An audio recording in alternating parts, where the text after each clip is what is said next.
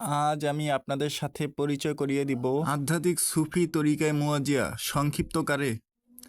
তরিকায় মুয়াজিয়া হলো 1 নাম্বার, সুন্নতে মোহাম্মদীকে প্রাধান্য দিয়ে রাসূল পাক সাল্লাল্লাহু আলাইহি সাল্লামের তৃতীয়তম বংশধর হুব্বে রাসূল হযরত ওয়াইস আল কারুনী রহমতুল্লাহি আলাইহি এর ওয়াইসিয়া তরিকা। 2 নাম্বার, রাসূল পাক সাল্লাল্লাহু আলাইহি সাল্লামের 13তম বংশধর বড় পীর হজরত আব্দুল কাদের জিলানী রহমতুল্লাহি আলাইহি এর কাদরিয়া তরিকা। 3 নম্বর, রাসূল পাক সাল্লাল্লাহু আলাইহি সাল্লামের 17তম বংশধর হজরত খাজা মঈনুদ্দিন চিশতি রহমতুল্লাহি আলাইহি এর চিশতিয়া তরিকা। 4 নম্বর, রাসূল পাক সাল্লাল্লাহু আলাইহি সাল্লামের 16তম বংশধর হজরত খাজা বাহাউদ্দিন ইবন আহমদ আল বুখারী রহমতুল্লাহি আলাইহি এর নকশবন্দিয়া তরিকা। 5 নম্বর, রাসূল পাক সাল্লাল্লাহু আলাইহি সাল্লামের 23তম বংশধর হজরত শায়েখ আহমদ সিরহিন্দ মুজাদ্দেদ আলফেসানি রহমতুল্লাহি আলাইহি এর মুজাদ্দেদিয়া তরিকা। 6 নম্বর, রাসূল পাক সাল্লাল্লাহু আলাইহি সাল্লামের 19তম বংশধর হজরত মাওলানা শাহ সুফি সাইয়েদনা ইমাম মুহাম্মদ আল ফকিহ আল মুকাদ্দম আল বা আলাউই রহমতুল্লাহি আলাইহি এর বা আলাউইয়া তরিকা।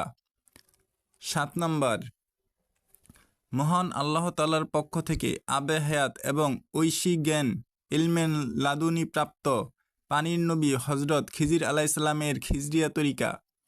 এই 7 সুবিখ্যাত তরিকার সংমিশ্রণ করা তরিকা, যার নামকরণ করা হয়েছে তরিকায় মুয়াজিয়া।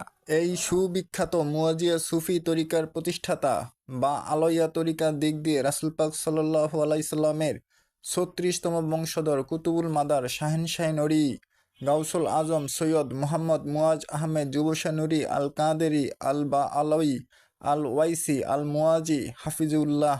মুয়াজিয়া তরিকার মূল কথা: হুজুরি তথা সাধু জীবনের মধ্য দিয়ে অন্তরকে পবিত্র করা ও আল্লাহ তাআলার নৈকট্য অর্জন করা।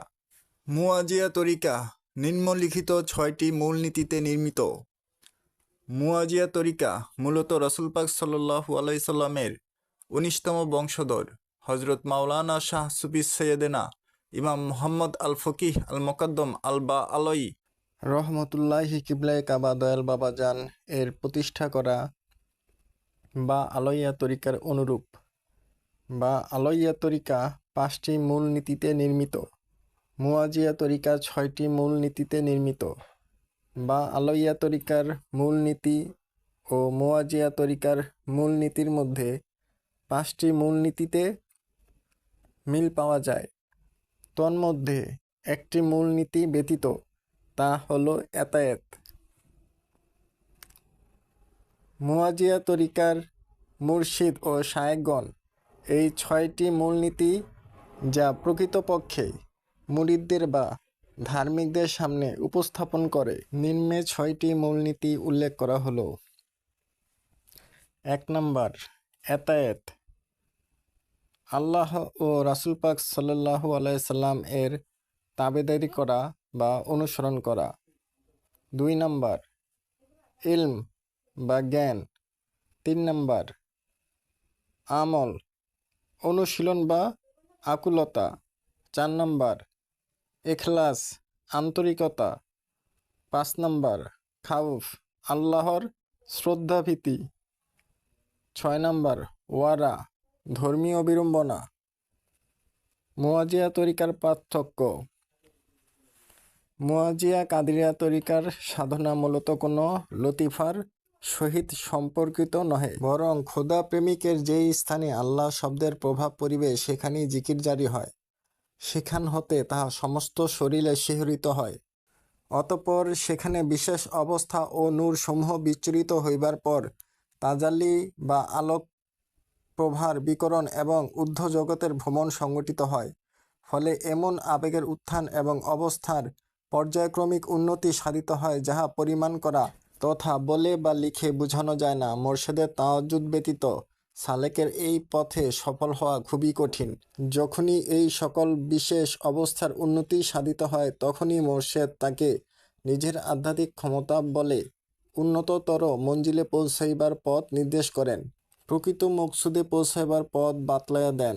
সালেক চলার পথে যখনই ধীরে ধীরে নুরানি জগতে অগ্রসর হয় এবং বিশাল বিশাল ভয়ানক সমুদ্র অতিক্রম করিবার পর জাতি তথা মূল নূরের প্রভাবে ফানার মাকামের বহির্প্রকাশ ঘটে, তখনই মূল সত্তার দরিয়ায় ডুবিয়া যায় সমুদ্রের মতো, যাহার কিনারায় মূলের মূল, শাখার শাখা বিভিন্ন পর্যায়ে ওয়াহদাতুল অজুদ বা অস্তিত্বের একত্বের অলিগলিতে ঘুরিতে থাকে। ইহারই মধ্যে শাহে লা তাওয়া ইউইন বা অসীম অমূর্ত বা নির্বক সত্যক জগতের আবির্ভাব ঘটে, যাহার কুল কিনারা নাই। এখানে সে কিয়ামত পর্যন্ত পাবে বিভিন্ন মহিমা বা শান, অর্থাৎ এই স্তরে সে যেদিকেই যায় সর্বত্রই পরম সত্তা আর পরম সত্তা, আর যে দিকেই দেখে কেবল নূর আর নূর। মোট কথা, অস্তিত্ব বা অস্তিত্বহীন অথবা দৃশ্য বা অদৃশ্য, সম্ভাব্য বা অসম্ভাব্য, যাই হোক সবই মূলের আয়ত্তায় এক ও অভিন্ন।